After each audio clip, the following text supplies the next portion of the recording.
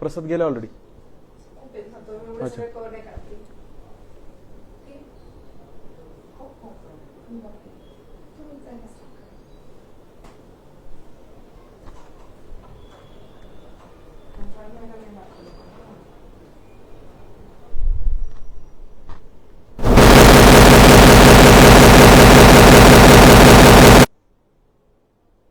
नमस्कार, मी डॉक्टर शंकर गोरे, बालरोग तज्ज्ञ वात्सल्य हॉस्पिटलतर्फे आपल्या सर्वांचं या कार्यक्रमात स्वागत करतो.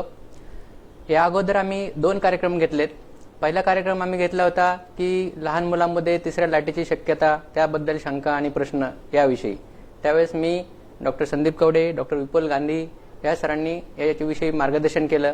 त्याचबरोबर कोरोनामध्ये मुलांना काय लक्षणं येतात, निदान कसं करावं, त्याच्यावर औषधोपचार करावे कसे याविषयी मार्गदर्शन केलं. त्यानंतर आम्ही दुसरा कार्यक्रम केला. त्या कार्यक्रमामध्ये नवजात अर्भकाची काळजी कशी घ्यावी यासंबंधी वात्सल्य हॉस्पिटलचे NICUचे इन्चार्ज डॉक्टर दुर्गाप्रसाद मराठे सर तसेच डॉक्टर सिद्धार्थ घुले या दोन्ही सरांनी याविषयी मार्गदर्शन केले. ह्या दोन्ही कार्यक्रमांना आम्हाला खूप छान प्रतिसाद मिळाला, म्हणून आम्ही आज हा कार्यक्रम करत आहोत एक नवीन विषय घेऊन. आजचा विषय आहे कोविड काळातील पालकत्व. यामागची भूमिका मी तुम्हाला सांगतो की हा विषय आपण का घेतला. की मागची 1.5 वर्ष आपण सगळेजण कोरोनाशी 2 हात करत आहोत. वेगवेगळ्या समस्या दैनंदिन जीवनामध्ये आपल्याला आल्यात. आपण बघितलं की शाळा बंद आहेत, कॉलेज बंद आहेत, प्रायव्हेट ट्युशन्स बंद आहेत, मैदाने बंद आहेत, मुलांना खेळायला जाता येत नाही, गार्डन्स बंद आहेत, सरकारी कार्यालय बंद आहेत, प्रायव्हेट कंपन्या बंद आहेत. यामुळे काय झालंय की वर्क फ्रॉम होम पालकांना मिळाले, पालक 24 तास घरी आहेत, ऑनलाईन शाळा आहेत, त्यामुळे मुलं 24 तास घरी आहेत. आणि हे 24 तास मुलं आणि पालक एकत्र आल्यामुळे काही समस्या, अडचणी आणि चॅलेंजेस आलेले आहेत. तर काही गमतीशीर अडचणी आहेत, तर काही सिरियस प्रकारचे चॅलेंजेस आहेत. तर ह्याच विषयावर चर्चा करण्यासाठी आज माझ्यासोबत आहेत डॉक्टर संदीप कवडे सर, वात्सल्य हॉस्पिटल बालरोग तज्ज्ञ, गेली 10 वर्ष कार्यरत आहेत या क्षेत्रामध्ये सर. याचबरोबर माझ्याबरोबर आहेत डॉक्टर पवन सूर्यवंशी सर, बालरोग तज्ज्ञ आहेत, तसेच वात्सल्य हॉस्पिटलचे कन्सल्टंट आहेत. हे दोघेही एक्सपर्ट आज या विषयावर आपल्याला मार्गदर्शन करणार आहेत. तर वेळ न घालवता आपण लगेच सुरुवात करूया प्रश्नांना आपल्या. की पहिला प्रश्न कवडे सर तुम्हाला, की मागचे 1.5 वर्ष आपण जसं म्हणतोय की कोविडमुळे दैनंदिन जीवनामध्ये प्रत्येकाला काही ना काही अडचणींना सामोरे जावे लागतात. तर अशा कुठल्या कुठल्या गोष्टींवर आपल्या जीवनात परिणाम झाला असं वाटतं तुम्हाला? पूर्वी जसं आपण सांगायचो की AD BC की ख्रिस्तपूर्व ख्रिस्त हे, तसं आता आपल्या सर्वांच्या जीवनात कोविड पूर्व आणि कोविड नंतरचा काळ अशा ह्याच्यात विभागणी करावी लागेल. कारण आयुष्याचा फक्त एक भाग नाही बदललेला, आयुष्याची जगण्याची पद्धतच बदलली. साध्या मास्क घालण्यापासून, सोशल डिस्टन्सिंग पासून जी सुरुवात झाली, आपण कधी कल्पना नव्हती केली की 15 दिवस सगळे आपण जेलमध्ये असल्यासारखं घरात एकमेकांच्या लपून राहू. तिथून जी आज सुरुवात झालीय, आज 1.5 वर्ष आपण त्याचा हे करतोय, सामोरा जातोय. सुरुवातीला असं वाटत होतं की 15-20 दिवसाचे काही लॉकडाऊन असतील आणि ते झाल्यानंतर सगळं परिस्थिती निवळल्याने पूर्वपदावरती येऊ. पण आज आपल्याला कळत आहे की कोविड ही काही एक सिंगल वन टाइम समस्या नाहीये, तर कोविड बरोबर आपल्याला जगणं आलंय. अशा प्रकारचे आजार भविष्यातही येऊ शकतात. तर आपल्याला स्वतःच्या मुलांमध्ये, स्वतःच्या जीवनामध्ये, सवयींमध्ये आणि समाजाच्या पूर्ण बघण्याच्या दृष्टिकोनातच चेंज करावं लागेल. कोविडमुळे तर खरंच आपल्याला आर्थिक विवंचना, मानसिक धक्के, आजारांचे प्रॉब्लेम, मृत्यू पडण्याची संख्या, हे तर सर्वच आपण आपल्याला जाणतो. परंतु मुलांच्या आयुष्यातही आमूलाग्र बदल झाला आहे. शाळा ही एकच पद्धत नाही की जिथे हा अंतर दिसतं. तर ऑनलाईन ऍक्सेसमुळे आपल्या भारताचे 2 भाग झालेले आहेत. एक भाग असा आहे की ज्यांच्याकडे घरी 2-2, 3-3 कम्प्युटर आहेत, घरी स्कूल करता येते, फ्रेंड्स करता येतात, फोन करून जेवण मागवता येतं. आणि अशी एक शाळा आहे की जे 4-4 किलोमीटर चढून कुठेतरी टेकडीवरती रेंज करून फोन करून हे करायचा प्रयत्न करताय शाळा. त्याच्यामुळे खूपच विवंचना झालेल्या आहेत. काही मुलांना शिक्षणाच्या ऑपॉर्च्युनिटीज मिळत नाहीये, आयुष्यातले वेळ वाया जातोय. 10वी-12वीची परीक्षा असून त्याचं टेन्शन आहे, तब्येती खराब होत आहेत, आजारपणांची भीती. आपल्याला ऐकलंय की जेव्हा हे हजारो लोक मरत आहेत, तर त्यांच्या मागे हजारो जी मुलं आहेत ती अनाथ आहेत आज समाजामध्ये, त्यांच्या समस्या आहेत. तर कोविड हा पूर्ण एका व्यक्तीची समस्या नाहीये, तर पूर्ण समाजाची समस्या आहे. आणि आपण प्रत्येकच जण कुठल्या ना कुठल्या प्रकारे तिला सामोरे जातोय. मुला त्यांच्यातच आपला एक भाग आहे. आणि त्यामुळे ह्या सर्वच अडचणींवरती आपल्याला विचार केला पाहिजे आणि उपाययोजना केल्या पाहिजे. करेक्ट. तर बघितलं मंडळींनो की जीवनातली प्रत्येक गोष्ट कोविडमुळे अफेक्ट झालेली आहे. या प्रत्येक गोष्टीविषयी आपण महत्वाच्या गोष्टींविषयी काही याच्यावर सविस्तर चर्चा करूया. आणि सुरुवात करूया की पहिल्या प्रश्नापासून की आम्ही आता सगळे बालरोग तज्ज्ञ आहोत. आमचे पहिले ओपीडीमध्ये क्लिनिकमध्ये जे पेशंट यायचे सुरुवातीला की आजारासाठी यायचे, आजाराची लक्षणं सांगायची, आम्ही ट्रीटमेंट द्यायचो आणि जाता जाता एक प्रश्न नेहमी विचारायचे की मुलगा अभ्यास करत नाही. हे कोविडच्या अगोदरची परिस्थिती होती. आता एक नवीन प्रश्न येतोय, आजाराची लक्षणं सांगून झाली की जाता जाता डॉक्टर एक सांगायचं राहिलं, याला सांगा की मोबाईल खेळू नका मुलाला. म्हणजे इतकं 24 तास आता मोबाईल घेऊन मुलं बसायला लागली.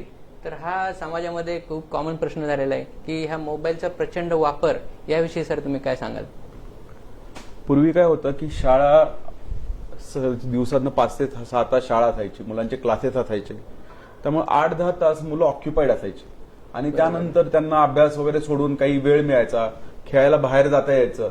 त्यामुळे ते खेळ वगैरे झाल्यानंतर मोबाईलची सवय असेल तर ती काही ठराविक मुलांना होती आणि ठराविक वेळेला होती. आता प्रॉब्लेम काय झालाय की मुलं घरातच आहेत, त्यांच्या शाळा 6 ते 7 तास कम्प्युटरवरती चालू आहे, त्यामुळे कम्प्युटरचा ऍक्सेस देणं त्यांना भाग आहे. हे कम्प्युटरचा ऍक्सेस मिळाल्यामुळे मुलांचं मोबाईलचा वापर याचा अतिरेक झालाय. मित्र भेटत नाहीत, बाहेर जायला खेळ नाहीत, मग काय करावं? आई वडील तर काम करतायत, मुलगा डिस्टर्ब करतो, हातात मोबाईल देऊन टाकतात. मग तो मुलगा मोबाईलवरती कधी युट्यूब बघतोय, कधी गेम्स खेळतोय, काही मुलं मोबाईलवरती चॅटिंग करतात. हे जेव्हा सवय झाली, पहिले 15-20 दिवस याची गंमत वाटते, पण हळूहळू असं होतं की ऍक्च्युअल ऍडिक्शन म्हणजे ती गोष्ट काढल्यानंतर त्रास होतो किंवा दुसरं काही सुचत नाही अशी परिस्थिती निर्माण होते. मोबाईलच्या ऍडिक्शनमुळे सायबर क्राईम्स होणारे फायनान्शियल आहे की मुलांनी $1,00,000-2 लाख रुपये मोबाईल पबजी मध्ये काढून घातले किंवा असं झालेलं आहे की मुलांनी एकमेकांचे चिडवणं ह्याच्यामुळे काही मुलांनी रॉंग स्टेप्स घेणे, सुइसाईड करणे, अशाही समस्या समाजामध्ये आलेल्या आहेत. तर ऑनलाईन मोबाईल ऍक्सेस ही एक मोठी समस्या झालेली आहे. आणि त्याचा दुसरा एक प्रॉब्लेम आहे की मुलं आई वडिलांपेक्षा मोबाईलचा वापर करण्याबाबत जास्त हुशार असतात. बऱ्याच आई वडिलांना सेटिंग्स काय असतात, कुठले ऍप्स असतात हे माहिती पण नाही. आपल्याला फक्त फेसबुक, इंस्टाग्राम, जास्तीत जास्त ट्विटर माहिती असतं, पण हे सोडून पण स्नॅपचॅट असेल, टिकटॉक असेल, MX टकाटक असेल, असे खूप ऍप्स आहेत की जिथे काही सेन्सर होत नाही, जिथे कुणाचं लक्ष नाही, जिथे असा कंटेंट आहे जो कधी कधी अश्लील बाजूला जातो, असा कंटेंट आहे की ज्याचा मुलांच्या कमी वयात असल्यामुळे वाईट परिणाम होतो. आणि अशा कंटेंट हे बघितल्यामुळे मुलांचं मन परिपक्व ह्याच्यात असतानाच वेगळ्या समस्यांमध्ये जातं. कंटिन्यू मोबाईल आणि हे बघितल्यामुळे दृष्टी चे त्रास होतात. कंटिन्यू मोबाईल बघितल्यामुळे झोपेच्या अडचणी निर्माण झालेल्या आहेत. बऱ्याच मुलांना रात्र झोप लागत नाही, सकाळी लवकर उठत नाही. हे जे सगळे बदल झालेले आहेत हे मोबाईल अतिवापरामुळे होत आहेत. आपल्याला सगळ्यांना ह्याच्यावरती जागरूक राहून बदल करावे लागतात. अगदी बरोबर. मोबाईलमुळे वेगवेगळ्या समस्या निर्माण झालेल्या आहेत. त्या समस्यांना काय सोल्युशन आहे त्यासाठी आपण दुसरा प्रश्न घेणार आहोत. त्या अगोदर मोबाईलशी संबंधितच की आता ऑनलाईन शिक्षण सुरू झाले, म्हणजे शाळा कॉलेजेस ऑनलाईन होत आहेत. तर आता ऑनलाईन शिक्षण घेताना मुलांना काय अडचण येतात? आता सध्या क्लिनिकमध्ये पेरेंट येऊन आम्हाला सांगतं की 2 ग्रुप डिवाइड करू आपण. समजा लहान मुलं एक 1ली ते 5वी वर्ष किंवा 5वी ते 10वी, ते लहान मुलांच्या समस्या वेगळ्या आहेत आणि 5वी ते 10वी वर्षातल्या म्हणजे वर्गातल्या मुलांच्या समस्या वेगळ्या आहेत. काही पेरेंट काय म्हणतात की छोटी मुलं ज्यावेळेस ऑनलाईन क्लास सुरू झाला सकाळी की ते ऑन करतात आणि पुढच्या 5 ते 10 मिनिटात मुलं झोपून जातात. मग इतकं त्यांना कंटाळवाणं वाटतं कारण समोर शिक्षक नसतात, त्यामुळे ते झोपून जातात. काही मुलं काय करतात की ठीक आहे थोडंसं लक्ष शिक्षकांकडे देतात आणि बाकी लक्ष काहीतरी टाइमपास करतात, म्हणजे खाली बघून काहीतरी ड्रॉइंग करणे किंवा दुसरं काही. थोडी मोठी मुलं जे आहेत ते अगदी वेगळे वेबसाईट ओपन करून पण ते बाकीचं तिकडे चालू असतं आणि इकडे त्यांचं चालू असतं. तर ह्या वेगवेगळ्या समस्या येतात. तर याच्यासाठी पालकांना आपण काय सांगणार? यासाठी माझ्या मताने की आपण ज्यावेळेस मुलांना मोबाईलचा किंवा कॉम्प्युटरचा ॲक्सेस दिलेला असतो तर अशा वेळेस त्यामधले जे ॲप्लिकेशन्स आहेत ते काही पासवर्ड प्रोटेक्टेड करून ठेवावेत, जेणेकरून मुलांचा जो इतर गोष्टींचा ॲक्सेस असतो तो कमी होऊन जातो. साधारणतः फेसबुक, ट्विटर, बरोबर, ह्या गोष्टी आपण पासवर्ड प्रोटेक्टेड ठेवावेत.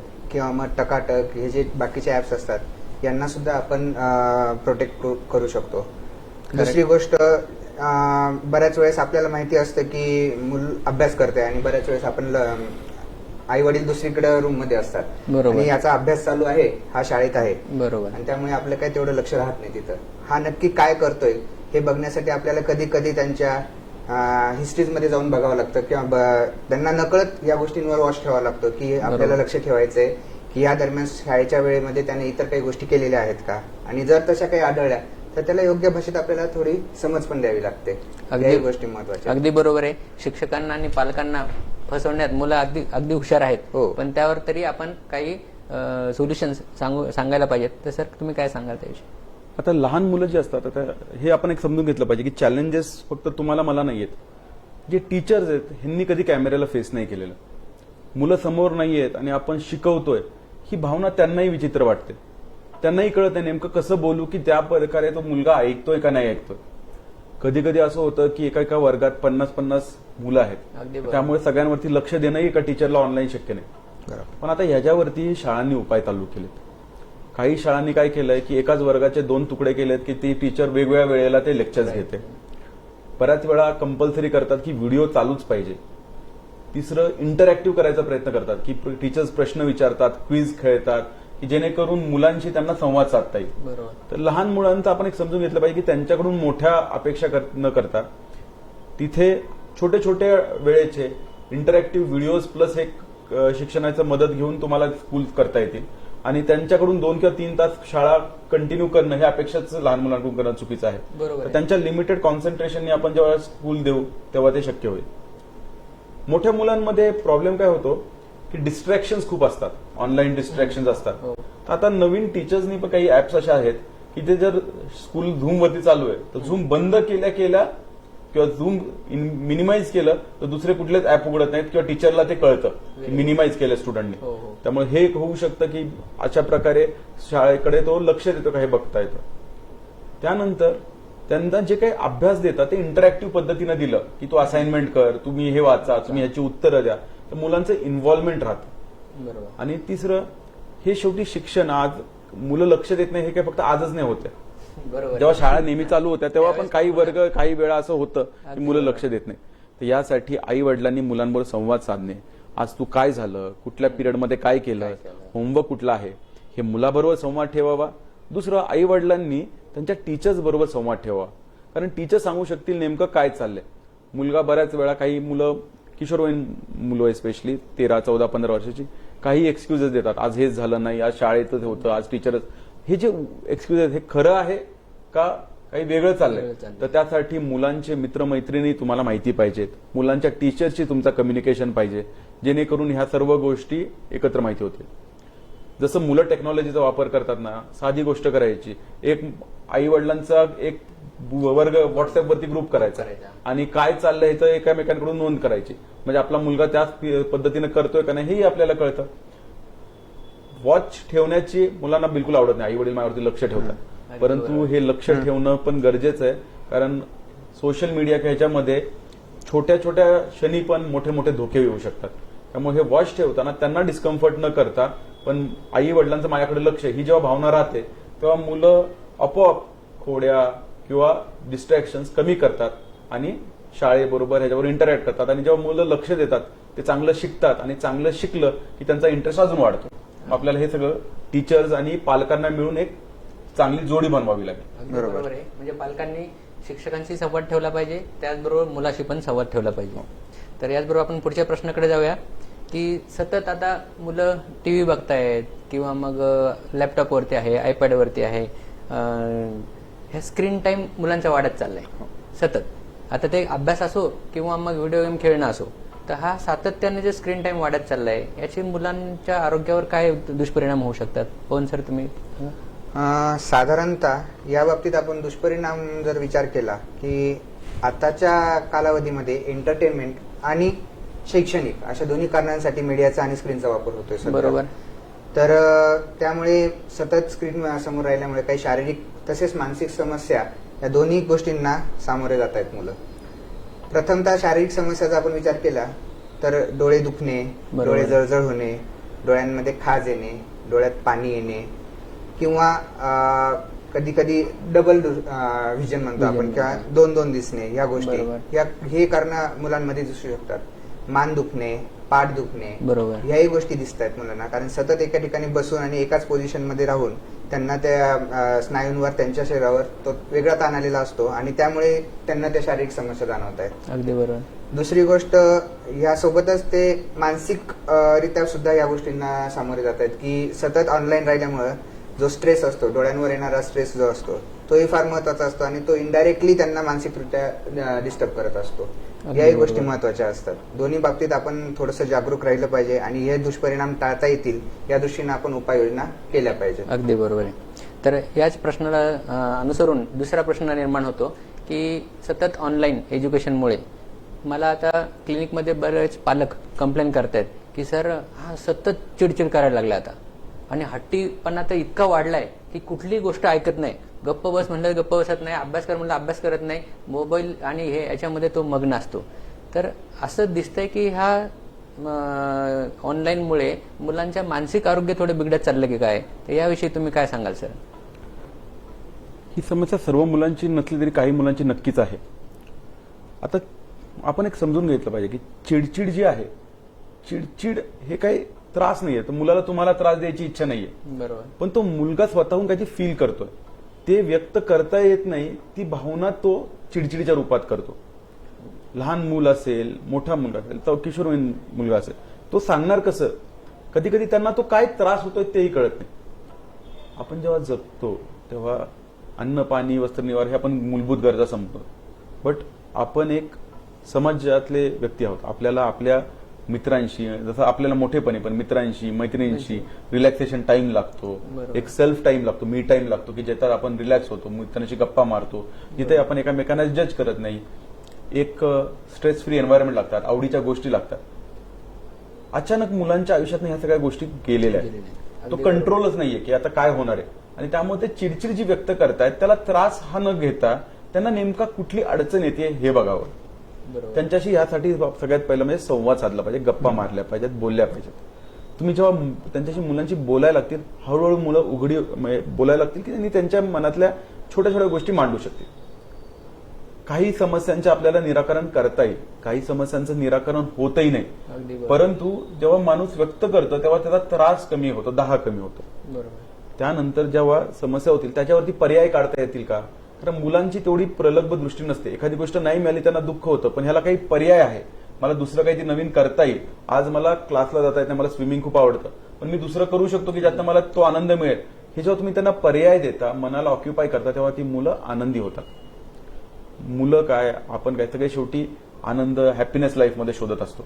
मुलांना कळत नाही नेमकं हे कशाने मिळणार आहे, त्यामुळे ते चिडचिड व्यक्त करतायत, कारण ते कुणाला सांगणार हे आयुष्यात. तर हे संवाद साधा, त्यांच्या अडचणी समजून घ्या. अडचणी समजल्यानंतर दुसरं आपण काय करतो, लहान मुलांना खूप तू बाळ आहेस, तू छोटा आहेस, तू काय आहेस असं म्हणून त्यांना गोंजारत राहतो. आणि मग अचानक एक दिवस आपल्याला उपरती येते, अरे माझा मुलगा मोठा झाला पण त्याला एवढं पण येत नाही, त्याच्या शाळेतली मुलं सगळं करतायत, आणि मग त्या दिवशी आपण त्यावरती रागवायला लागतो, चिडायला लागतो. अगदी बरोबर. तर एका दिवसात काय तुमचा मुलगा मुलगी बदलणार नाहीये. जेव्हा तुम्ही रिअलाइज करता की नाही माझा मुलगा ह्या गोष्टींमध्ये कमी पडतोय, तर एका स्टेज पासून दुसऱ्या दिवशीला लगेच ऑपोजिटला जाऊन आपण शिस्त लावतो. तर न लावता बदल हळूहळू करावे.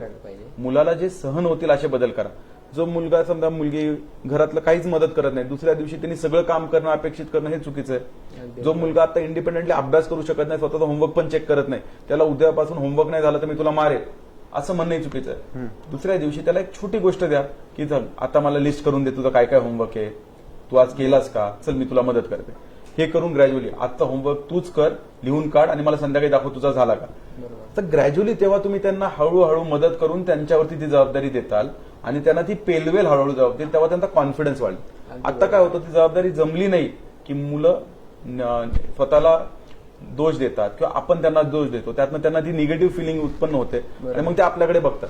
तुम्ही मला एवढं सगळं बोलताय, तुम्ही स्वतः काय करताय, तुम्ही मोबाईलचं मला बोलताय, तुम्ही स्वतः मोबाईल इतका वेळ बघता, तुम्ही मला सांगता, तुम्ही टीव्ही बघताय, तुम्ही कुठं व्यायाम करता, तुम्ही कुठं काही हे करता, मग एकामेकांकडे दोषारोपण होतं. त्यामुळे ह्यांच्या मुलांच्या चिडचिडी करे एक समस्या न बघता ही मुलांची एक अडचण आहे आणि मुलांची आपल्याला संवाद साधला पाहिजे. ह्या प्रकारे बघितलं तर हळूहळू तुम्हाला त्या इंडिव्हिज्युअल मुलाचे काय प्रॉब्लेम आहेत हे कळतील आणि त्यांचे सोल्युशन देता येतील. अगदी बरोबर. म्हणजे मुलाचं वय बघून, मुलाचा स्वभाव बघून, हो. त्याच्या अनुषंगाने आपण त्याला समजून त्याच्यावरती सोल्युशन काढले पाहिजे. Correct. तर असंच एकदा मागच्या आठवड्यातच क्लिनिकमध्ये एक बाई आली बाळाला घेऊन आणि सांगायला लागली की सर माझी मुलगी सारखी 10-10 मिनिटाला जाऊन वॉश बेसिनला त्यांना हात धुते, 10-10 मिनिटाला जाऊन हात धुते. तर हे असं कशामुळे असेल सर?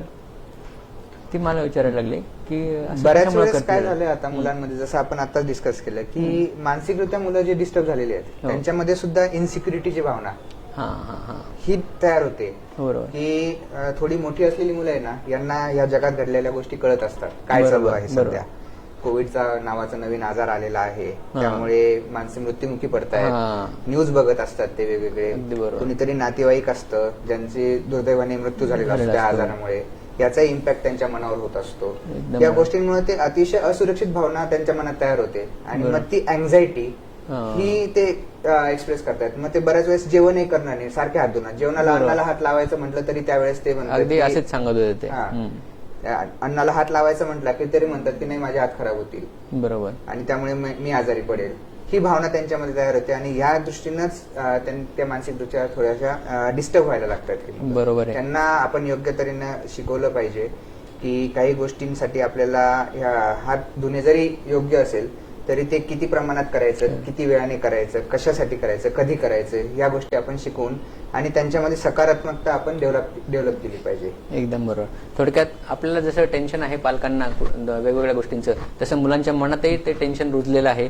ते आपण समजून घेतलं पाहिजे आणि त्याप्रमाणे त्यांना सोल्युशन दिलं पाहिजे. तर सर असंच एक माझ्या क्लिनिकमध्ये एक आई बाळाला घेऊन आली. 15 दिवसापूर्वीचा किस्सा सांगतो तुम्हाला की सर्दी खोकला ताप आहे असं सांगितलं मला. त्यानंतर म्हटलं ठीक आहे. मुलालाच बोललो मी की अरे वरती बस टेबलवरती. तो माझ्या टेबलवर बसायला त्याला एवढे प्रयत्न करायला लागले की त्याला टेबलवर चढून बसता येईना. मग मी आईला म्हणालो तुम्ही बाळाला ठेवा वरती.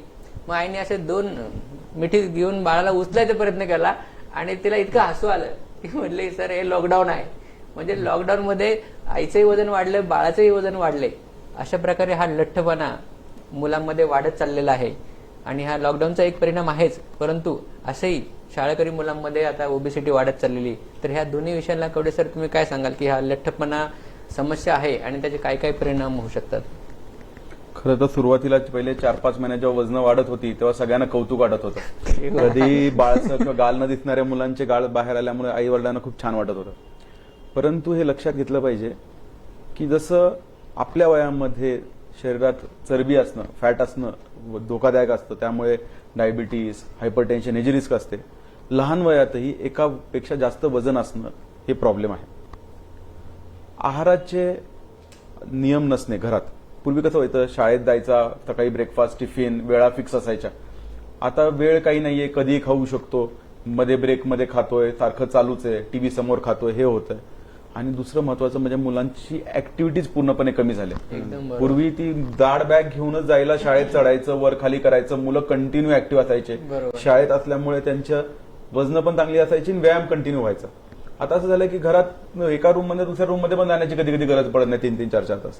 तर हे ऍक्टिव्हिटीज खूप कमी झाली आहेत, व्यायाम काही राहिला नाही आणि खाणं मात्र असंबंध वाढलेलं आहे. घरात असल्यामुळे मुलं फरमाईश करतात, आई पुरवते, त्या आईलाही छान वाटतं माझ्या आवडीचं गोष्टी खातोय आणि त्याचबरोबर बाहेरच्या गोष्टी येत असतात. हे कुठेतरी आहाराचा आणि व्यायामाचा समतोल बिघडल्यामुळे मुलांमध्ये जाडी वाढत चालली आहे आणि ह्याला आपण गंमत म्हणून न बघता थोडं सिरियसली घेतलं पाहिजे. आहारामधले आपण जे म्हणतो संपूर्ण संतुलित आहार तो कसा वेळच्या वेळेस मिळेल आणि मुलांच्या ऍक्टिव्हिटीज कशा वाढतील, व्यायाम कसा वाढेल, फिजिकल ऍक्टिव्हिटीज कशा वाढतील, खेळ कसा वाढेल, याकडे आई वडिलांनी दोघांनी लक्ष दिलं पाहिजे.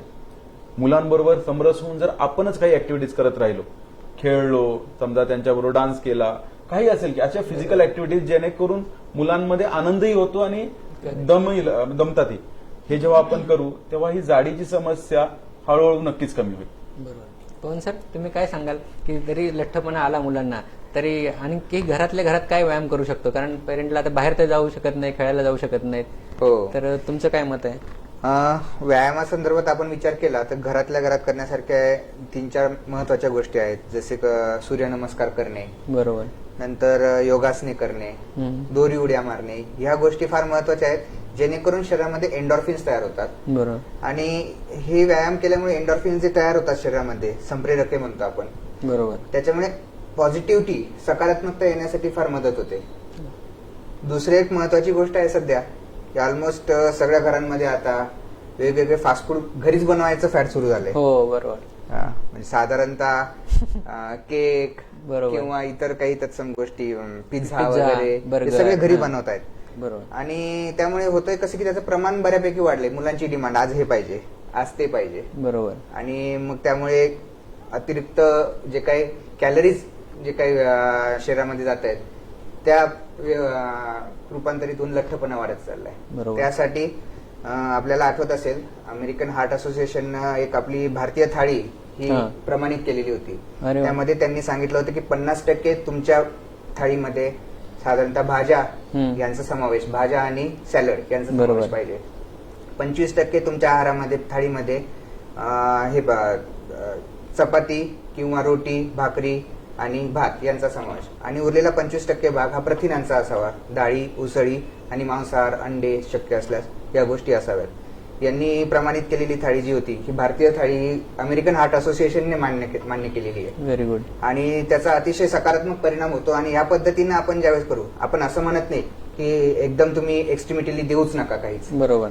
आठवड्याचे 6 दिवस ज्यावेळेस व्यवस्थित जेवण करणार त्यावेळेस बरोबर. रविवारचा दिवस काहीतरी वेगळे खाण्याचा असू शकतो, आणि तो आपण नक्कीच करू शकतो की एकत्र मिळून तयार करणार आणि खाणार. अगदी बरोबर. कुठेतरी त्याचा समतोल राखला गेला पाहिजे. नक्की अगदी बरोबर आहे. शाळेतील लठ्ठपणा मुलांचा वाढत चाललाय आणि ही एक धोक्याची घंटा आहे की आपण अलर्ट होऊन याच्याकडे लक्ष दिलं पाहिजे. आणि लठ्ठपणा वाढू नये म्हणून संतुलित आहार आणि व्यायाम जेवढा जास्त आपल्याला घरात करून घेता येईल तेवढा आपण आणि मुलांनी केला पाहिजे. तर याच अनुषंगाने बऱ्याच वेळा आता पालक आम्हाला तक्रारी करतायत की एक भीती मनात असतेच की कोविड अजून तर काही पूर्ण गेलेलं नाही, त्यामुळे आमच्या मुलांना कोविड होऊ नये, त्याची रोगप्रतिकारशक्ती वाढावी, म्हणून काय सांगाल सर तुम्ही? कोविड असेल का कुठलाही आजार असेल, रोगप्रतिकार शक्ती अशा कुठल्या तरी एका औषधात नाहीये की मी एक चमचाभर ते औषध घेणार आहे, च्यवनप्राश असेल किंवा असेल, आणि त्यानंतर मी त्या आजारांपासून सुरक्षित होणार, असं होऊ शकत नाही. बरोबर. जीवनशैली चांगली ठेवणे हा आजारांशी संपर्क कमी आणि स्वतःची प्रतिकारशक्ती वाढवण्याचा मूलभूत आहे. एकदम बरोबर. तर आपली रोज लहान मुलांची 9 तास कमीत कमी झोप होणे, अगदी बरोबर. रोज व्यायाम होणे, आहार वेळच्या वेळेस पौष्टिक होणे, हे करणे. हे सोडून आपण प्रतिकारशक्तीसाठी काय करू शकतो की काही मुलांमध्ये जर व्हिटॅमिनची वगैरे कमतरता असेल तर ते आपण औषधं देऊ शकतो. आणि लसीकरणामध्ये जर कुठलं लसीकरण राहिलं असेल तर त्या आजारांविरुद्ध लसीकरण केल्यामुळे स्वतःची प्रतिकारशक्ती कमी होण्याची शक्यता कमी होते. त्याचबरोबर चांगले स्वच्छ सवयी असल्या, स्वच्छ सवयी म्हणजे बाहेरचं न खाणे, हाताची स्वच्छतेची सवय मुलांमध्ये लावली तर आपोआपच आजारांशी संपर्क कमी होऊन तुमची प्रतिकारशक्ती चांगली राहते. अगदी बरोबर. मित्रांनो, आतापर्यंत आपण बघत आलोय की ऑनलाईन एज्युकेशनचे आपण वेगवेगळ्या प्रकारचे दुष्परिणाम आतापर्यंत बघतोय किंवा तोटे बघत असतो. तर प्रत्येक नाण्याला दुसरी साईड पण आहे. बरोबर. तर कवडे सर, तुम्हाला असा प्रश्न विचारायचा मला की ऑनलाईन एज्युकेशनचे चांगले परिणाम काय झालेत, याच्याविषयी तुम्ही काय सांगाल? ऑनलाईन एज्युकेशन शेवटी काय झालं, एक आयुध आहे. आयुधाचा वापर कसा करतोय त्याच्यावरती हे ठरणार. ह्याचे खूप छान छान फायदे काय झालेले आहेत की आज माझा मुलगा पियानो क्लास करतो, त्याचे टीचर निगडीमध्ये आहेत आणि त्याच्याबरोबर तो स्टुडंट आहे तो दुबईमध्ये आहे. आता वेगवेगळ्या ठिकाणची मुलं एका ठिकाणी येऊन नवीन प्रकारे शिक्षण घेत आहेत. आपण ह्याचा आधी पूर्वी विचारही नव्हता केला आणि आता होऊ शकेल असंही वाटलं नव्हतं. ऑनलाईन योगा क्लासेस चालू आहेत, लहान लहान मुलं ते बघून शिकतायत. मध्ये आम्ही ऑनलाईन डिबेट कॉम्पिटिशन केली, ज्यात भारतातल्या वेगवेगळ्या ठिकाणच्या 10 शाळांनी भाग घेतला आणि झूम प्लॅटफॉर्मवरती ती डिबेट कॉम्पिटिशन झाली. म्हणजे ह्या छोट्या गोष्टींमध्येच की आपलं एकत्र येणं एक वेगळ्या लेवलला आलंय की हे पूर्वी आपण इमॅजिन करू शकत नव्हतो. आज आपल्या शाळेतल्या एखाद्या शिक्षकाचं आपल्याला कळत नसेल तर मुलं दुसऱ्या शिक्षकांचे व्हिडिओज बघतात, ऑडिओ त्यांचे हिंट्स घेतात, तिथून नवीन प्रकारे शिक्षण झालेलं आहे. अशा गोष्टी, कला कुसर की ज्या आपण कधी इमॅजिन करत नव्हतो ते आपल्या चांगल्या पद्धतीने भारतात कशा करता येतील हे आपण बघतो व्हिडिओजमध्ये, तिथून शिकत आहे. तर ऑनलाईन पद्धतीमुळे ज्याचा वापर चांगल्या पद्धतीनं पण करता येईल अशी खूप मुलं आहेत. आज काही काही मुलांनी युट्यूब व्हिडिओ चालू केलेत. आता मी सर इथं सांगेन, गोरे सरांच्या मुलीनी ती आता 8वीत आहे, पण तिने युट्यूबवरती बॉर्न टू रीड नावाचा चॅनल चालू केला. तर हे अशी मुलं आहेत की ज्यांनी युट्यूब चॅनल्स असतील, ह्यातनं नवीन शिक्षण कसं करता येईल, एकमेकांची मदत कसं करता येईल. काही मुलं आहेत 11वी 12वीतली मुलं, त्यांनी गावाकडच्या मुलांसाठी ऑनलाईन फ्री क्लासेस चालू केलेले आहेत. तर तुम्ही फक्त स्वतःचा विचार न करता तुम्ही सर्वसमावेशक विचार करता. ऑनलाईनमुळे स्वतःचा आणि समाजाचं हित बघणारी पण खूप मुलं आहेत आणि अशा पद्धतीने ह्याचा खूप छान उपयोग पण केलेले आहे. Very good. पवन सर, तुम्ही काय सांगाल याच्याविषयी, की काय लॉकडाऊनचे काय फायदे झालेत मुलांसाठी ते सांगा तुम्ही. लॉकडाऊनचे फायदे म्हणजे खरं तर आधी ना क्लासेस, दिवसभर शाळा, क्लास, ट्युशन आणि बाकीचे मग एक्स्ट्रा करिक्युलर ऍक्टिव्हिटी. प्रत्येक पालकाला वाटायचं की माझा मूल कराटेमध्ये पण एक्सपर्ट पाहिजे, स्विमिंग पण आलं पाहिजे. त्यामुळे साधारणतः उठल्यापासून तर झोपेपर्यंत पालकांशी संवाद साधण्यासाठी वेळच मिळत नव्हता मुलांना जास्त. बरोबर. आणि हा वेळ आता आपल्याला या अनुषंगाने उपलब्ध व्हायला लागलाय. फॅमिली टाइम थोडक्यात, की मुलांशी संवाद साधण्यासाठी जो वेळ उपलब्ध आधी होत नव्हता तो आज उपलब्ध व्हायला लागलाय. कारण की मुले तुमच्या समोर आहेत, त्यांना काही अडचणी असतील तर ते लगेच तुमच्याशी विचारतायत. आधी काही अडचणींसाठी, समस्यांसाठी ते कधी कधी तुमच्याशी बोलायला घाबरायचे किंवा कचरायचे की हे कसं विचारायचं, म्हणून त्याची उत्तरे ते स्वतःच्याच मित्रमैत्रिणींमध्ये शोधायचे. ते कदाचित वेगळ्या लेवलनी किंवा चुकीची सुद्धा असू शकतात. बरोबर. आता त्यांना ती उत्तरे घरातूनच मिळत आहेत आणि जी प्रॉपर आहेत. अगदी बरोबर. त्यामुळे त्यांना जे दिशाभूल होण्याचे चान्सेस आहेत हे पण कमी व्हायला लागलेत. आता ह्या गोष्टी फार महत्वाच्या आहेत की आपण वेळ देतोय मुलांसाठी. अगदी बरोबर. की हा सर, तुम्ही काय करत होते की आता हे आपण दोन्ही बघितले की फायदे पण आहेत, तोटे पण आहेत. मग हे कसं ठरतं आयुष्यात काय येणार आहे. तर आमचा असा अनुभव आहे की कोविडच्या आधी ज्या कुटुंबांमध्ये आई वडील मुलांमध्ये नातेसंबंध खूप दृढ होते, त्यांना कोविड झाल्यानंतर, कोविडचा काळ झाला, लॉकडाऊन झाला, त्याचा उलट जास्त फायदा झालाय. त्यांना एकत्र वेळ मिळतोय, ते एकमेकांसाठी हे करतायत, वेगवेगळ्या ऍक्टिव्हिटीज करतायत, ह्याच्यातनं ते स्वतः शिकतायत, मुलांसाठी नवीन सोल्युशन काढतायत. पण असे जे कुटुंब होते की जिथे पूर्वी प्रॉब्लेम्स होते, कदाचित वडील खूप रागवतात, चिडतात, मुलं त्यांच्यावरती येत, तर पूर्वी या लोकांचा संपर्क एकमेकांशी कमी यायचा. प्रत्येक जण कामाकामात असायचं, संध्याकाळी फक्त तासभर 2 तास संबंध यायचा. ह्या लोकांना जेव्हा 24 तास एकत्र राहावं लागलं तेव्हा त्यांची चिडचिड वाढायला लागली, कॉन्फ्लिक्ट व्हायला लागलं. समजा काही घरात कुणाला मोठ्यांना व्यसन आहेत, वडिलांना वगैरे व्यसन आहेत, मग अशा वेळेस जेव्हा ते लॉकडाऊनमुळे त्रास व्हायला लागला, मग त्यांची चिडचिड मुलांवरती काढतात. तर ह्या लॉकडाऊनचा किंवा कुठल्याही ऑनलाईन शिक्षण पद्धतीचा जे दुष्परिणाम आहेत, जेव्हा आपल्या कुटुंबामधली नाती संबंध थोडे हे असतात, ऑलरेडी काही प्रॉब्लेम चालू असतील, तर ह्या सर्व अचानक झालेल्या मोठ्या बदलावांमुळे त्यांच्यावरती खूपच मोठा परिणाम झाला. त्या मुलांवरती मग काही बुजरे झालेत, काही ठिकाणी मुलांवरती हात उचलण्याचं प्रमाण वाढलंय, काही मुलं आई वडिलांपासून जास्त दुरावलेली आहेत. आपली नातेसंबंध आपण जर चांगले ठेवले तर लॉकडाऊन सारख्या किंवा कोविड सारख्या काळातही आपण चांगल्या पद्धतीने, चांगल्या प्रकारे मार्ग काढू शकतो, हे आपण इथं बघतो. अगदी बरोबर. आता प्रत्येक पालकांना किंवा सगळ्यांनाच एक आतुरता लागलेली की कोविडची लस जशी अडल्टसाठी अवेलेबल आहे 18 वर्षानंतर, तशी आता लहान मुलांसाठी कधी लस येणार ही एक उत्सुकता आहे. तर कवडे सर आणि पवन सर, तुम्ही दोघांनी पण याच्यावरती तुमचे व्ह्यू सांगा.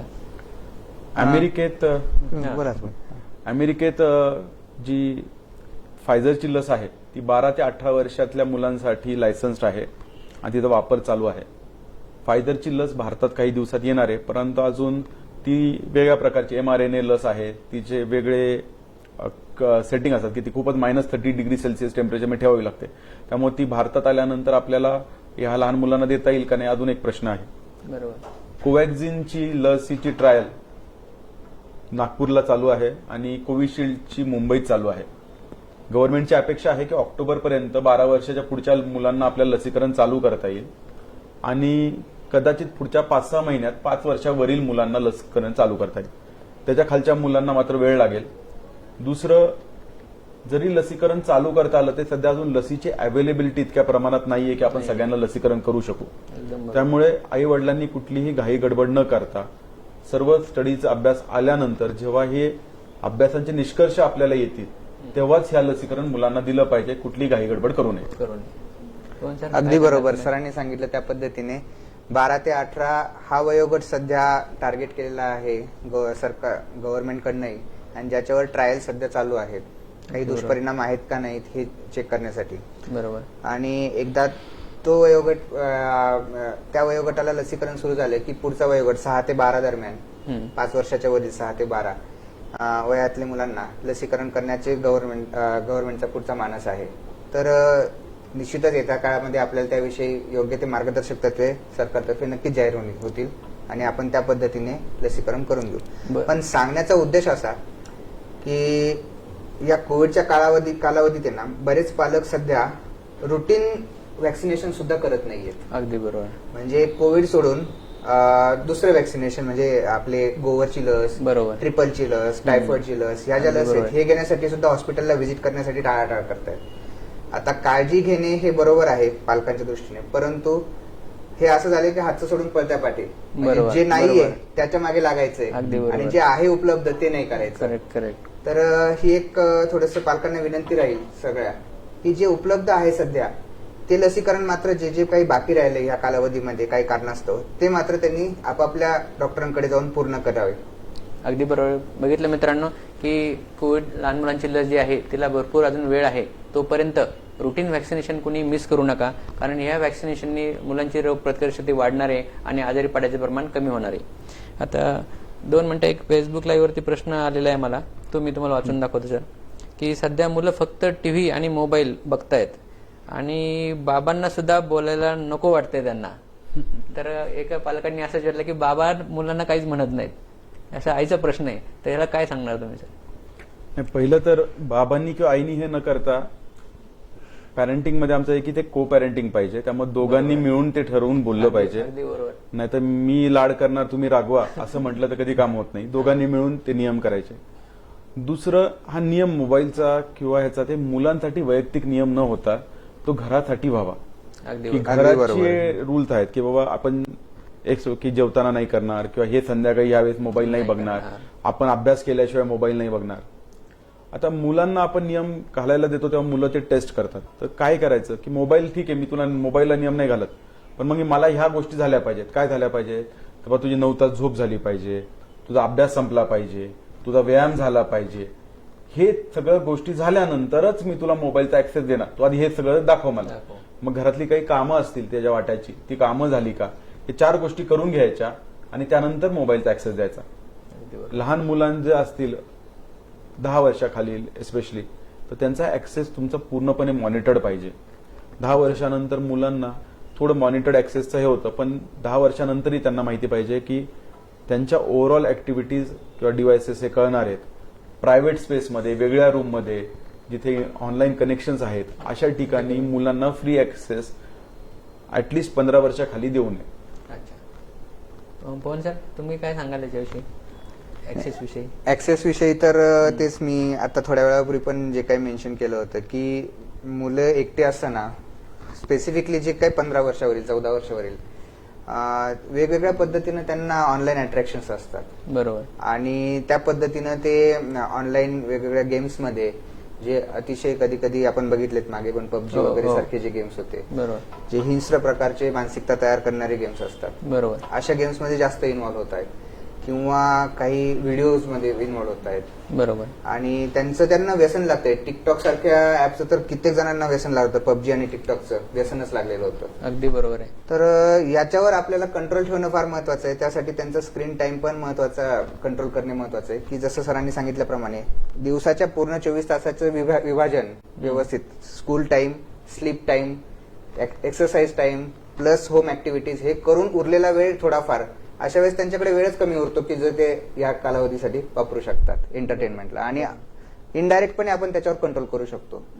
आणि जसं आधी सांगितल्याप्रमाणे काही गोष्टी ज्या आहेत ह्या पासवर्ड प्रोटेक्टेडच अगदी असाव्यात. बरोबर. आणि आपण कधी कधी त्यांच्या नकळत का असे ना आपण त्या गोष्टी चेक केल्या पाहिजेत रेग्युलरली की हे कुठल्या वेबसाईटवर जात आहेत, काय करतायत. टेक्नोसेवी जे काही पॅरेंट्स आहेत ते या बऱ्यापैकी ऍक्सेस करू शकतात की सर्च हिस्ट्री काय होती, मुलाने काय शोधलं ऑनलाईन, त्याच्या संदर्भात काही आक्षेपार्ह जर आढळलं तर आपल्याला त्या संदर्भात त्याच्या ज्या शंका आहेत त्या आपल्याला निरासन करून देता येतं. अगदी बरोबर. म्हणजे त्यांना चुकीचा गायडन्स मिळत नाही. आता नवीन ऍप पण आहेत की मुलांचा जर वेगळा फोन असेल तर आई वडिलांच्या फोनवरती त्याचा कंट्रोल असतो, मुलाच्या फोनवरती तो एक ऍप असतो आणि मुलांनी त्याच्या फोनवरती काही चेंजेस केले, नवीन डाउनलोड्स केले, काही ऍक्सेस केला, गेम खेळला, प्रत्येकाचं रेकॉर्ड पॅरेंटच्या मोबाईलमधनं ऍक्सेस करून बघता येतं. तर मुलांना सांगूनच हे द्यायचं. तुम्ही काय होतं बऱ्याच वेळा आपण मुलाला कौतुक म्हणून प्राइज म्हणून एक मोबाईल देतो आणि त्यानंतर तो त्याचा एकदम गैरवापर करतो आणि मग आपण ते कंट्रोल करायला प्रयत्न करतो. तर पहिल्यांदा जेव्हा तुम्ही मोबाईल देता त्याला आधी म्हणायचं की तू माझा मोबाईल कधी कधी वापर आणि तो व्यवस्थित वापर ह्याची खात्री करून घ्यायची.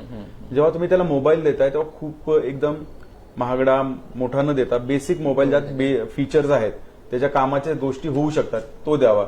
त्याच्यावरती ऍप ठेवून त्याला कंट्रोल ऍक्सेस द्यायचा. सुरुवात करताना सोपं जातं. मी मोबाईल देईल पण तासभर वापरायचा, मी मोबाईल देईल पण बाहेर 9 वाजता बंद करून ठेवणार. नंतर एकदा दिल्यानंतर त्याला नियम लावणं खूप अवघड असतं. बरोबर. आधीपासून त्याला सांगून ते नियम करायचे आणि जसं जसं तुम्हाला मूल दिसतं की कॉन्फिडेंटली व्यवस्थित वापरतोय, याचा अपव्यय टाळतो, स्वतःहून नियम फॉलो करतोय, तेव्हा तुम्ही त्याचं मॉनिटरिंग त्या शेड्यूल प्रमाणे करू शकता. परंतु त्रास झाल्यानंतर म्हणजे मुलगा 15 तास मोबाईल खेळतो, आता काय करू, अशा अडचणीत अडकायच्या आधी जर आपण उपाययोजना केल्या तर जास्त चांगलं असतं. अगदी बरोबर. तर मित्रांनो, सध्या म्हणजे क्लिनिकमध्ये काही पेशंट सर असे आलेत की प्रायव्हेट ट्युशन्स काही काही चालू झालेले आहेत. तर मग आता पालक येऊन आम्हाला विचारत आहेत की प्रायव्हेट ट्युशनला घालू का नको, आणि त्याही अगोदर जे काही ट्युशनला काही मुलं गेली होती त्यात बाळ आजारी पडलं की त्यांना असं वाटलं की त्याच्यामुळेच झालं की काय. तर मग हा प्रश्न सगळ्या पालकांच्या मनात आहे की आता प्रायव्हेट ट्युशनला मुलाला पाठवावं का नाही. कालांतराने गव्हर्नमेंट आता शाळा चालू करणार, कॉलेज चालू करणार माहीत नाही, पण ते जरी चालू झाल्या तरी एक मनात आपली शंका असणारच की याला शाळेत पाठवावं का नाही. तर या संदर्भी कवडे सर तुम्ही काय सांगाल? क्लास किंवा या संदर्भाचा निर्णय जो असेल तो प्रत्येक इंडिव्हिज्युअल ठिकाणी वेगळा घ्यावा लागेल. सध्या तरी प्रायव्हेट कुठल्याही कोचिंग क्लासेसला परमिशन नाहीये, शाळांनाच नाहीये तर कोचिंग क्लासेस. काही ठिकाणी छोट्या छोट्या घरगुती लेवलवरती क्लासेस घेतल्या जातात. परंतु जिथे एका रूममध्ये 10 मुलं बसत आहेत अशा ठिकाणी कुठेही मुलांना पाठवणे म्हणजे इन्फेक्शनचं आमंत्रण आहे. त्यात आपण त्या मुलाबद्दल जरी माहिती असेल, त्यांच्या कुटुंबियातली लोक कुठे कुठे जात आहेत, कोण नियम पाळत आहे, कोण नाही पाळत हे आपल्याला माहिती नाही. कुणाचं लसीकरण झालंय, कुणाचं नाही झालं माहिती नाही. त्यामुळे अजून तरी कुठल्याही प्रकारे मुलांना जेव्हा तुम्ही सोशल डिस्टन्सिंग किंवा पूर्ण बॅरियर नसलेल्या ठिकाणी घेऊन जाता तर आजाराची इन्फेक्शनची रिस्क राहते. क्लासेसचे फायदे जे असतील ते आपण ऑनलाईन करू शकतो का, क्लासेसच्या ऐवजी दुसऱ्या प्रकारे मुलांना ते शिक्षण देऊ शकतो का, याचा आपण विचार करावा लागेल. प्रायव्हेट क्लासेस जोपर्यंत अजून आजाराचं प्रमाण समाजामध्ये कमी होत नाही, अजूनही कोविडचे केसेस बऱ्यापैकी आहेत, अजून तरी शिथिल होत नाही, तोपर्यंत हे रिस्क आहे आणि शक्यतो मुलांना कुठल्याही प्रायव्हेट क्लासिंगला पाठवू नये. कदाचित काही महिन्यानंतर, महिना 2-3 महिन्यात जर नंबर्स अजून कमी झाले, साधारणतः भारतातलं ते आर प्रमाण म्हणतात की रिप्लिकेशन प्रमाण, आत्ताही भारताचं रिप्लिकेशन प्रमाण 1च्या दरम्यान आहे, म्हणजे एक व्यक्ती अजून एका व्यक्तीला इन्फेक्ट करतो. त्यामुळे आजाराचं प्रमाण ते 1, 1.2 असं वाढत गेलं तर आजाराचे नंबर केसेस वाढत जातात. तर जेव्हा हा नंबर 0.6, 0.5 येईल तेव्हा हळूहळू गव्हर्नमेंटच एक एक गोष्ट उघडायला लागेल. ते उघडल्यानंतर गव्हर्नमेंट त्याचे परिणाम बघतं की 2 आठवड्यात परत नंबर वाढतायत का नाही वाढत आहे, 4 आठवड्यात नंबर, आणि मग 4 आठवड्यानंतर स्टेप बाय स्टेप हे करतं. त्यामुळे आपणही तशीच हुशारी बाळगता आपण समाजातले नंबर्स सध्या घाई न करता स्टेप बाय स्टेप एक एक गोष्टीला वेळ द्यावा. जेव्हा अजून केसेसचे नंबर कमी होतील तेव्हा पेशंट बाहेर पडल्यानंतर इमिजिएट इन्फेक्शनचा धोका थोडा कमी होतो, त्यावेळेस कदाचित आपण क्लासेसचा विचार करू. अगदी बरोबर. सर, अजून एक प्रश्न आलेला आहे. संतोष बोराटे यांनी हा प्रश्न विचारलाय की सध्या लहान मुलांमध्ये साथीचे आजार होत आहेत, त्यामुळे पालक लगेचच घाबरून जातात, याबद्दल काय मार्गदर्शन कराल? खरं तर आता काय झालंय, एकुलता 1 किंवा 2 मुलं असतात, त्यामुळे शिंका आली तरी आई घाबरून जाते, वडील घाबरून जातात, हा वेगळा विषय. घाबरणं वेगळं. आधी एक फरक आपण करूया की माझ्या मुलाला कुठलाही आजार झालाय तो तीव्र आहे का हलका आहे. बऱ्याच वेळा तापाच्या पहिल्या दिवशीच डॉक्टर ताप आला आता मी काय करू, असं एकदम घाबरून जातात काही लोक. तर एक समजून घेतलं पाहिजे, जी मुलं एकदम लहान आहेत, 1 वर्षाखाली आहेत, त्यांची लक्षणं समजून घेणं अवघड असतं. त्यांना जर ताप राहतोय, एस्पेशली तीव्र ताप राहतोय, तर मग जवळच्या पिडॅट्रिशियनकडे नक्की दाखवून घ्या. 1 वर्षाची पुढची मुलं आहेत, त्यांना स्वतःची प्रतिकारशक्ती असते, त्यांचं वजन जर नॉर्मल असेल तर अचानक काही त्याला सिरियस आजार होत नाही. बरोबर. अशा वेळेस तापाबरोबर अजून काही लक्षणं आहेत, बाळाला जर का अशक्तपणा आहे, ताप उतरल्यानंतरही बाळ खेळत नाहीये, सुस्त राहतंय, सूचं प्रमाण कमी आहे, श्वासाची गती वाढली आहे, बाळ हसत नाहीये, हे जर लक्षण आहे तर हे सिरियस किंवा जास्त प्रमाणाच्या आजाराची लक्षणं आहेत. जर ते नसतील, बाळ तापाच्या मध्ये मस्त खेळतोय, त्याचं जेवण चांगलं आहे, लघवीचं प्रमाण व्यवस्थित आहे, दम वगैरे लागत नाहीये आणि त्याला मधून ताप येतोय, तर घाबरून जाऊ नका. तापाचं औषध घरी चालू करा, बाकी आहारामध्ये काळजी घ्या, पाणी भरपूर द्या आणि त्यानंतर जर फरक नसेल तर 2 दिवसानंतर जवळच्या डॉक्टरांकडे दाखवा. अगदी बरोबर. तर मित्रांनो, आता गव्हर्नमेंटने थोडे नियम शिथिल केलेत आणि आता रेस्टॉरंट पण चालू झालेत, मॉल पण चालू झालेत. तर आता पालकांना एक प्रश्न पडलाय, आता जावं का नाही रेस्टॉरंटला आणि मॉलमध्ये जावं की नाही, आणि काय गेले तर काय प्रिकॉशन घ्यावेत? प्रिकॉशन्स म्हणजे आता जशी त्रिसूत्री आहे आपली हो. कोविडची, ही सगळ्यात महत्वाची. जरी कधी काही कारणास्तव बाहेर जावं लागलं तर सोशल डिस्टन्सिंग पाळावे, मास्कचा वापर अनिवार्य, मुलांनाही शिकवावा. जसं गव्हर्नमेंटने सांगितलेले की 6 वर्षावरील मुलांना कंपल्सरी मास्क वापरायला त्यांनी थोडंसं प्रोत्साहन दिलेलं आहे. 12 वर्षीय मुली तर एकदा मुलांना कंपल्सरी सांगितले, 6 ते 12 ट्रेन करा म्हणून सांगितलंय आणि 5 वर्षाखालील मुलांना थोडंसं तुम्ही हळूहळू सवय लावा. बरोबर. त्यामुळे बाहेर जरी गेलात तरी हँड वॉशिंग, मास्क वापरणे आणि सोशल डिस्टन्सिंग ही त्रिसूत्री जर पाळली तर आपल्याला बऱ्यापैकी त्याच्यावर प्रोटेक्शन लेवल घेऊन कोविडचं प्रमाण कमी ठेवता येईल मुलांमध्ये. हे महत्वाचं राहतं. दुसरं प्रॉब्लेम मला येतं की बऱ्याच वेळा हे नियम शिथिल झालं की लोकांची झुंबड उडते आणि मग आपण बघतो बाजारात गव्हर्नमेंटने सांगितलेलं असतं 50% लोकांना परमिशन द्या, त्याच्याऐवजी 100-200 लोकांची गर्दी झालेली. रिक्षामध्ये 1 माणसाने बसावं तर 4 जण बसलेले आहेत मागे. असं जर आपण केलं तर आपण त्या नियमाचा फज्जा उडवतो.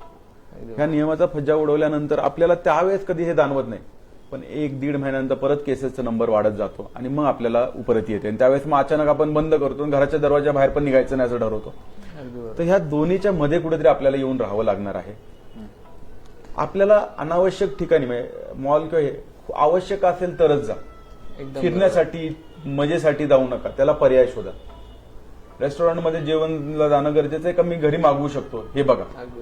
आणि त्यानंतर ज्या दिवशी गरजेचं आहे त्या दिवशी नियमांचं काटेकोरपणे पालन करा. मी तिथे जाताना हाताची स्वच्छता, मी सांगतो सरांनी उदाहरण सांगितलं कोण मास्क घालते कोण नाही. 6 महिन्याची 8 महिन्याची मुलं पण मास्क काढत नाही. जे कोविड काळात जन्मली आहेत ना ते मास्क खाली निघाला तर त्यांना डिस्कम्फर्ट होतो, लगेच वरती थडकवतात 1.5 वर्षाची मुलं. न्यू नॉर्मलला ते आता बऱ्यापैकी ऍडप्ट व्हायला लागले. त्यांना वाटतं की हा आपल्या मास्क घालणं नॉर्मल समजतात, ते मास्क खाली आला की त्यांना भीती वाटते, मुलं वरती करतात. तर मुलांना जास्त चांगल्या सवयी आहेत मोठ्यांपेक्षा. तर मुलांच्या सवयी मेंटेन करा, स्वतः पण ह्या गोष्टी इम्प्रूव्ह करा आणि स्टेप बाय स्टेप. तेच म्हटलं की अजूनही केसेसचा नंबर खूप कमी झालेला नाहीये. जेव्हा समाजामध्ये समजा पुण्यामध्ये आज आपण बघतोय की 500 केसेस सापडतात, तर 500च्या मागे काही असिम्प्टोमॅटिक असतात. म्हणजे तुम्ही जेव्हा बाहेर जाता तेव्हा रिस्क असते. ते जेव्हा असं होईल की पुण्यात समजा पूर्ण पुण्यात 50 केसेस सापडले तर त्यावेळेस तुमच्या बाहेर जाण्याची रिस्क पण खूप कमी झालेली असते. केसेसचा नंबर कमी झाल्यानंतर स्टेप बाय स्टेप बाहेर पडा, तेव्हाही एकदम गर्दीच्या ठिकाणी जाणं टाळ. अगदी बरोबर. आताच पालकांनी एक प्रश्न विचारलाय की मुलांना सोसायटीमध्ये खेळायला जायला काही हरकत आहे का? आता याला काय सांगाल सर तुम्ही? मी याला हे सांगेल की रिस्क जी आहे, जी मॉलला जातो ती जी रिस्क आहे तीच रिस्क सोसायटीमध्ये खेळण्याची आहे. आता ही भावनिक मुलांची गरज आहे हे आपण ओळखतो, मित्र असणं हे गरज आहे. बट यातनं रिस्क होऊन जेव्हा इन्फेक्शन होणार आहे तेव्हा मुलांनाच होणार आहे. आपण काय आता तुम्ही बघितलं असेल भारत श्रीलंकेची क्रिकेट सिरीज चालू होती, तिथे बायो बबल करतात. म्हणजे काय इतकं काटेकोर नियम पालन करतात, हे करून पण 5 इंडियन क्रिकेटर्सला कोविड झालं. अगदी बरोबर. म्हणजे जेव्हा ज्या लोकांची रोजच्या रोज कोविडची टेस्ट होतीये त्यांच्यामध्ये पण केसेस सापडतात, तर आपण ते इथे घरी करू शकत नाही. तर मुलांमध्ये ते चान्सेस आहेत का? माझ्या मुलाला कोविड झाला तर मी किती प्रकारे ते फेस करू शकतो? माझ्या घरात कोणी वयस्कर माणूस आहे का, आई वडील असे की जर माझ्या घरात कोविड आला तर त्यांच्या तब्येतीचं काय होऊ शकतं? या सर्व गोष्टींचा विचार करून नियमांचं पालन करावं. अजूनही आपले केसेस इतके कमी नाही झालेले की आपण कॉमन ठिकाणी खेळणं, कॉमन मुलांमध्ये मिक्स होणं हे, किंवा बर्थडे आला की सगळ्यांनी बर्थडेसाठी एकत्र येणं इंडोर. जेव्हा वेळ सेग्रिगेट करा, तुमच्या सोसायटीमध्ये खेळायच्या वेळा आहेत ना तर वेगवेगळ्या वेळेला मुलांना स्लॉट्स द्या की जेणेकरून मुलांना बाहेर जाऊन खेळता येतं. 2-2 तास वेगवेगळी मुलं 2-2, 3-3 मुलं खेळतील, त्या ह्याचं करतील, त्यांचे व्यायाम होतील आणि बाहेर होईल. सध्या पाऊस सोडला तर ऍटमॉस्फिअर खूप कम्फर्टेबल आहे, त्यामुळं लवकर दुपारी संध्याकाळी जरी मुलं गेले तरी असं काही खूप डिस्कम्फर्टिंग एन्व्हायरमेंट नसतं. तर पाऊस नसेल त्यावेळेस मुलांना बाहेर फ्रेश व्हायला देऊ शकता, पण गर्दी टाळायची. एकाच ठिकाणी सगळ्यांनी गर्दी करून. अगदी बरोबर आहे. थोडक्यात काय की आता लहान मुलांसाठी लस अजून खूप वेळ आहे आणि कोविडचं प्रमाण अजून पूर्ण संपलेलं नाही, त्यामुळे आणि कोविड लगेचच जाईल अशी आपल्याला काही परिस्थिती दिसत नाही, चिन्ह दिसत नाहीत. त्यामुळे आपण सगळ्यांनी मित्रांनो कोविड बरोबर आता जगायला शिकलं पाहिजे. जे सरांनी सांगितलं की न्यू नॉर्मल गोष्टी त्या आपण अडॉप्ट करायला पाहिजेत. असे केल्यानेच याचे काय सांगाल कवडे सर तुम्ही, न्यू अडॉप्शन? मला सांगितलं की आपण जे काही एव्हिडन्स तयार करतो, आम्ही बोलतो ना, हे आपण सध्याच्या परिस्थितीवरती बोलतो. असं होईल, लसीकरण इतकं इफेक्टिव्ह आहे, पण निसर्ग आपल्यापेक्षा खूप हुशार आहे. आता आपण सगळे वाटत होतं की आता कोविडचे केसेस कमी होणार आणि तेवढ्यात बातमी आली delta variant, delta plus variant कळायला लागला, आता तर म्हणे अल्फा व्हेरियंट. तर हे लक्षात घ्या की निसर्ग जेव्हा जेव्हा कुठे अडचण येते नवीन प्रकारे मार्ग काढत असतो. हे करत असताना आपल्याला जर यातनं वाचायचं असेल तर नियम पालन करणे गरजेचं आहे. आणि समाज म्हणून इंडिव्हिज्युअली एक माणूस किंवा दोन माणसांनी करून चालणार नाही, तर समाज म्हणून आपल्याला नियम पालन करावे लागतील. समाजाच्या जेव्हा हे एव्हिडन्स होतं की आता आपण म्हणतोय की कदाचित 3 महिन्यात शाळा उघडतील, परंतु जर का एखादं नवीन व्हेरियंट आलं, नवीन हे आलं, तर आपण जागरूक राहिलं पाहिजे आणि कुठेही घाई न करता स्टेप बाय स्टेप या गोष्टींचं करता आलं पाहिजे. आता उद्या जर शाळा नवीन चालू झाल्या, कदाचित शाळा पूर्णपणे पूर्वीसारख्या चालू होतील असं नाही, कदाचित हायब्रिड पद्धतीने चालू होतील. त्यांचं असं चाललंय की वर्गाचे 2 हे करायचे जेणेकरून कमी विद्यार्थी असतील, काही विद्यार्थी सकाळी अटेंड करतील, काही संध्याकाळी करतील. असं चाललंय की 3 दिवस आठवड्यातनं शाळा करायची, 2 दिवस नाही करायची. मुलांचं मिक्सिंग आणि आजारांचं प्रमाण कमी कसं करता येईल ह्याचे वेगवेगळे उपाययोजनांचा विचार चालू आहे. हे सगळे प्रायोगिक तत्वावरती आहेत. आपल्याला माहिती नाही की असं केल्यावरती आपण सक्सेसफुलच होऊ असं नाही, आणि त्यामुळे एखादा प्रयोग यशस्वी झाला तर नवीन प्रकारे ते केल्या जातील आणि स्टेप बाय स्टेप आपल्याला कसं जगायचं हे कळेल. त्यामुळे आपली तयारी काय पाहिजे की तरी कुठले नियम बदलले तरी आपण घरचं वातावरण आनंदी ठेवायचं. समजा एखाद्या मुलाचा बर्थडे आज करता नाही आला कारण मित्र येऊ शकत नाहीत, तर वेगळ्या प्रकारे आपल्याला त्या वाढदिवसाला आनंद करता येईल का? असं कसं करता येईल की सगळ्यांना तो आनंदही मिळेल आणि हा ट्रान्समिशनचं प्रमाणही कमी करता येईल. वेगवेगळ्या प्रकारे आपण जेव्हा विचार करायला लागू, आपण नवीन पद्धती काढू आणि नवीन पद्धतीमध्ये धोकाही कमी राहील आणि मुलांना आनंद पूर्वी इतकाच मिळू शकेल. तर आपण विचार करूया आपण कशा पद्धतीने हे करू शकतो. बरोबर. आणि वेगवेगळ्या प्रकारे उपाययोजना काढूया. सर बरेचसे आता प्रश्न आपल्याला संपलेले आहेत. मी एकदा चेक करतो पालकांचे काही प्रश्न आलेत का.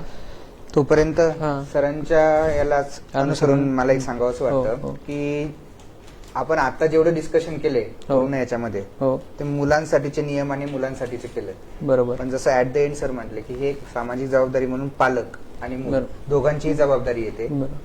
आणि शेवटी मूल हे पालकांना अनुकरण करत असतं, ते अनुकरण क्रिया आहे. बरोबर, अगदी बरोबर. त्यामुळे पालकांनी स्वतः सोशल डिस्टन्सिंग, मास्क वापरणे, म्हणजे आता मूल सोसायटीत जाणार आहे, बरोबर, 4 घरातले पालकच खाली येऊन जर गप्पा मारत असतील तर मूल आग्रह करणारच आहे. एकदम बरोबर, एकदम बरोबर. त्यामुळे स्वतः पहिले पालन करणे आणि मग त्याचं इम्प्लिमेंटेशन मुलांवर करणे. इव्हन घरातही जेव्हा आपण मोबाईलचा वापर म्हणतोय, पालकांनी किती लिमिटेड करणे आणि त्या आधारे मग मुलांना आदर्श घालून देणे की मी कसा करतोय त्या आधारे. नाहीतर मग ते क्रॉस क्वेश्चन होतात. थोडी मोठ्या वयातली मुलं म्हणायला लागतात तुमचा मोबाईल जास्त वेळ चालतो माझ्यापेक्षा. बरोबर, बरोबर.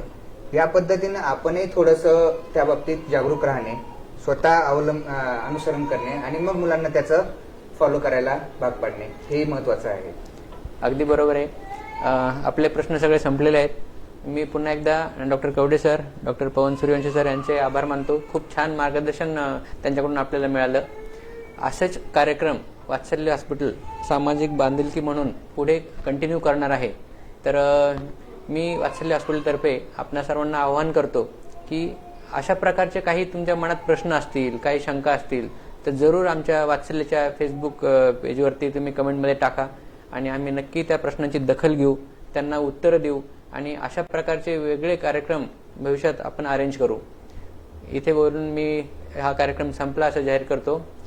खूप हा कार्यक्रम अटेंड केल्याबद्दल थँक्यू सो मच.